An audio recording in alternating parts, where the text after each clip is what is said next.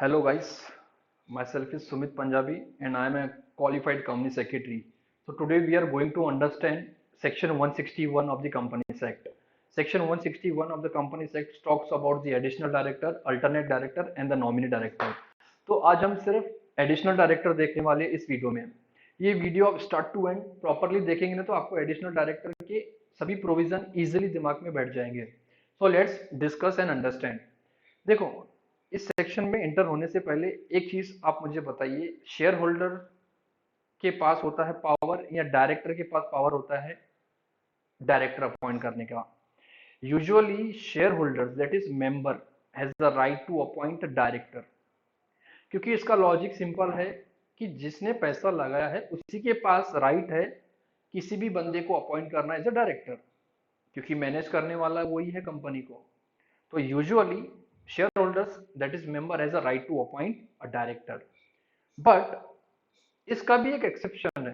इसका एक्सेप्शन है सेक्शन 161। इसका एक्सेप्शन जो है सेक्शन 161 वो क्या बोलता है? Even board in exceptional cases appoint director.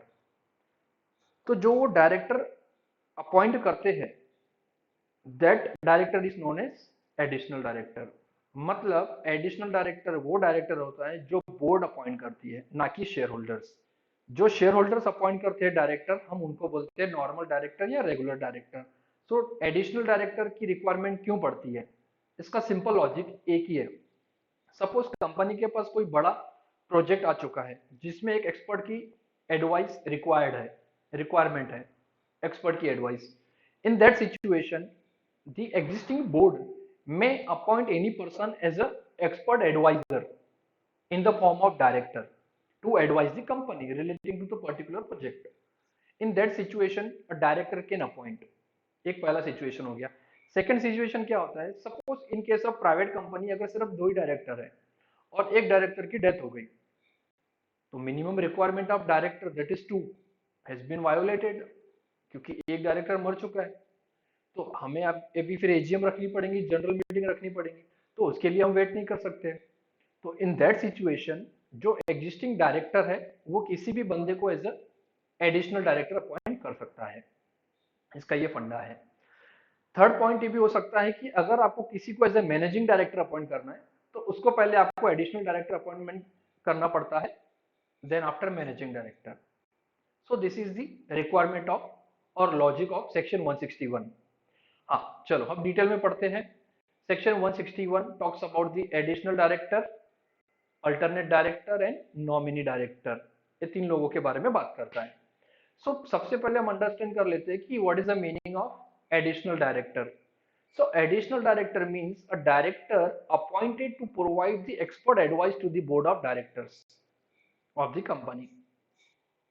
When to appoint, ऐसी कौन सी चीज है जब अपॉइंट करोगे भैया? In case of urgent necessity या अर्जेंसी, या इन केस ऑफ नीड जैसे किसी की डेथ हो गई, या in case of casual vacancy you can not wait for the general meeting to be held, because general meeting held करने के लिए आपको 21 दिन का नोटिस देना पड़ता है। तो in that situation it may happens company is violating particular provision of the law, so instead of doing so director can appoint as the additional director। so who can appoint additional director? Additional director appoint करने का power किसके पास है? Additional director appoint करने का power board of director के पास दिया गया है। चलो, generally every director shall be appointed by members in general meeting of the company, but the appointment of additional director is an exception to this rule। board of director may appoint any individual as an additional director in the board meeting। आप board meeting में भी उसे appoint कर सकते हो, या resolution bye circulation, मतलब circular resolution के थ्रू भी आप उसे अपॉइंट कर सकते हो सेक्शन 175 के हिसाब से। तो जरूरी नहीं है बोर्ड मीटिंग रखना है, सर्कुलर रिजोल्यूशन के भी थ्रू आप किसी को एज एडिशनल डायरेक्ट अपॉइंट कर सकते हो। So what is the requirement और qualification for the additional director? Qualification as such कुछ नहीं है, क्वालिफिकेशन नहीं है, एक ये नॉर्मल कंडीशन है या रिक्वायरमेंट है जो सभी डायरेक्टर के लिए मैंडेटरी है। सबसे पहले must have valid DIN, director identification number होना जरूरी है। Then after DSC, digital signature certificate होना जरूरी है। ये दो रिक्वायरमेंट है, सभी के लिए जरूरी है ये। So disqualification. So what disqualifications are? The director who fails to get appointed earlier by the shareholder in the general meeting. देखो नॉर्मल है, समझो। आप उस इंसान को अपॉइंट नहीं कर सकते हो एज ए एडिशनल डायरेक्टर जो ऑलरेडी रिजेक्ट हो चुका है किसी भी जनरल मीटिंग में एज अ डायरेक्टर। मतलब शेयर होल्डर ने उसे किसी प्रीवियस मीटिंग में, जनरल मीटिंग में पहले ही रिजेक्ट कर दिया कि इस इंसान को हम डायरेक्टर अपॉइंट नहीं करना चाहते हैं, तो आप उसे एडिशनल डायरेक्टर अपॉइंट नहीं कर सकते हो। यूजुअली ऐसा रीजन क्यों है? क्योंकि जिसमें शेयर होल्डर इंटरेस्टेड नहीं है तो आप उनको एडिशनल भी अपॉइंट नहीं कर सकते हो। कोई डाउट? चलो, टेन्योर ऑफ दी पावर पहले हम देख लेते पावर। हाँ, आपको अगर एडिशनल डायरेक्टर अपॉइंट करना हो तो ऑथोराइज करना जरूरी है आर्टिकल्स। इसका मतलब अगर आपके आर्टिकल ऑफ एसोसिएशन में ऑथोराइजेशन नहीं है तो board of director can not appoint additional director. So in that situation you need to alter the article. After alteration you can appoint additional director. So tenure of the additional director, tenure मतलब term, कि कितने समय तक वो board में as a additional director रह सकता है। यूजुअली इसका जो टेन्योर है ना, from the date of appointment till the next immediate board meeting तक ये होता है। ये सेक्शन 161 में क्लियरली मेंशन किया गया है कि एडिशनल डायरेक्टर का tenure from the date of appointment to the next AGM तक ही रहने वाला है। सर उसके बाद क्या होगा? देखो, अगर आपको एजीएम में उस डायरेक्टर को कंटिन्यू करना है तो शेयर होल्डर का अप्रूवल लेना कंपलसरी है, मैंडेटरी है। Are you getting? मतलब rectification must be done by the share holder in the general meeting. मतलब जिसको आपने एडिशनल डायरेक्टर अपॉइंट किया है, आपने मतलब बोर्ड ने, उस डायरेक्टर को हमें अगर नॉर्मल डायरेक्टर में कन्वर्ट करना है तो शेयर होल्डर का अप्रूवल लगेगा।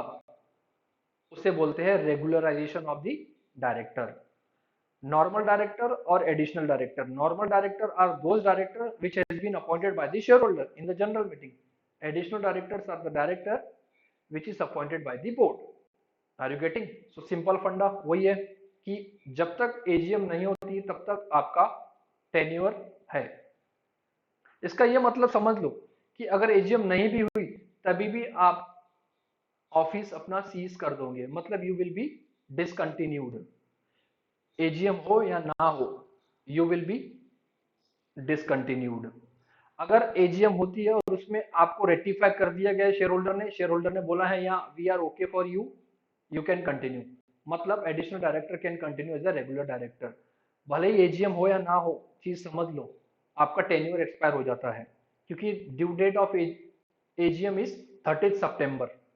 Are you getting? 30 सितंबर तक का आपका टेन्योर है, उसके बाद आपका टेन्योर खत्म हो जाएगा। Yes, so tenure from the date of appointment to the next AGM or the last date on which the annual general meeting should have been held, whichever is earlier. So this is the normal tenure.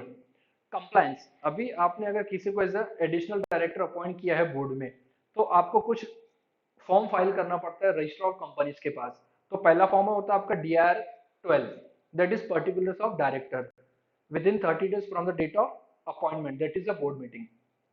आपको जब किसी को as a director appoint करना है तो उसे दो चीज लेनी जरूरी है। पहला है DR-12 consent letter from the additional director और DR-8 declaration that director is not disqualified, क्योंकि अगर वो डिस्क्वालिफाइड है he can not be appointed as additional director section 164 के हिसाब से। उसके बाद क्या बोलता है? Regularise the appointment in the next AGM. जैसे मैंने बोला है एडिशनल डायरेक्टर को अगर नॉर्मल डायरेक्टर बनाना है तो उसे बोलते हैं रेगुलराइजेशन। तो वो कब होगा बेटा? वो होने वाला हमारी नेक्स्ट एजीएम में, मतलब जहां तक इसका टेन्योर है वहां तक उसे कर सकते हैं। पावर्स एंड ऑब्लिगेशन, जितने भी डायरेक्टर हैं कंपनी में सबके पावर सबके ऑब्लिगेशन सेम है, भले ही वो एडिशनल डायरेक्टर हो या नॉर्मल या रेगुलर डायरेक्टर हो। सो इसमें कोई डिमार्केशन नहीं है। Though appointed on temporary basis, additional director is vested with the same power of the directors. Moreover, they are subject to all the obligation and the limitation of the director. They are also entitled to seek the appointment as a permanent director at the annual general meeting. The additional director must utilize his or her power in the best interest of the company and the shareholders. आप अपने power को best interest of the company के लिए ही use करेंगे।